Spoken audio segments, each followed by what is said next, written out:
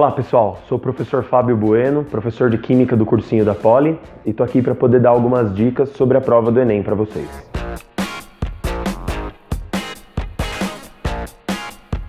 A leitura do texto de uma questão é sempre muito importante. Como é a estrutura de uma questão no Enem? Primeiro ela traz um texto base, o enunciado e as 5 alternativas. O enunciado relaciona-se diretamente com o texto base, de maneira que você não vai conseguir dissociar uma coisa da outra.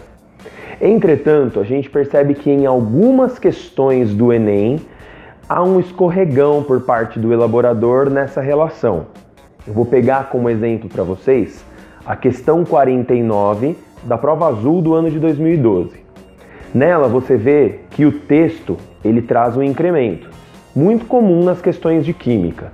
Ele traz 2 fórmulas químicas, no caso de 2 substâncias orgânicas.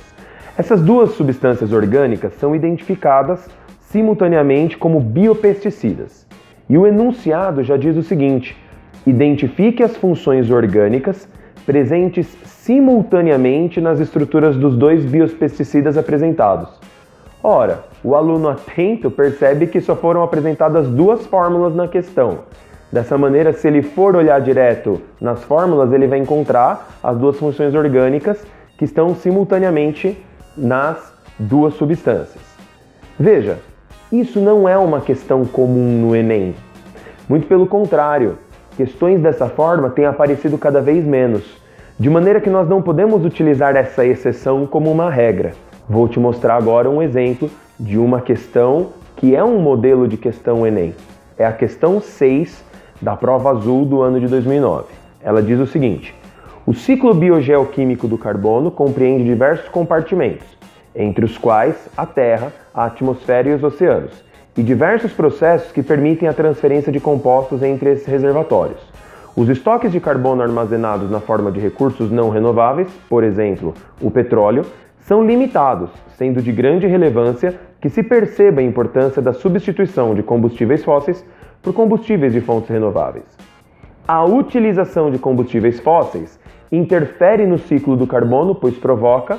Então veja, há uma relação direta entre o enunciado e o texto.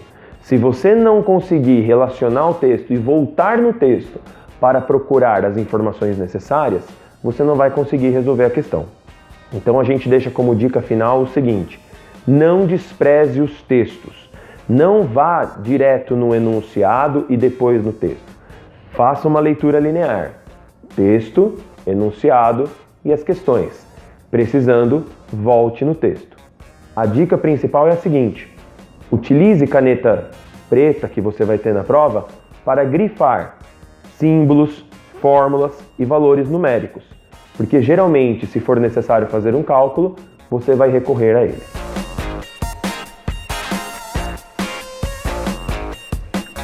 Boa sorte, bons estudos e principalmente boa prova!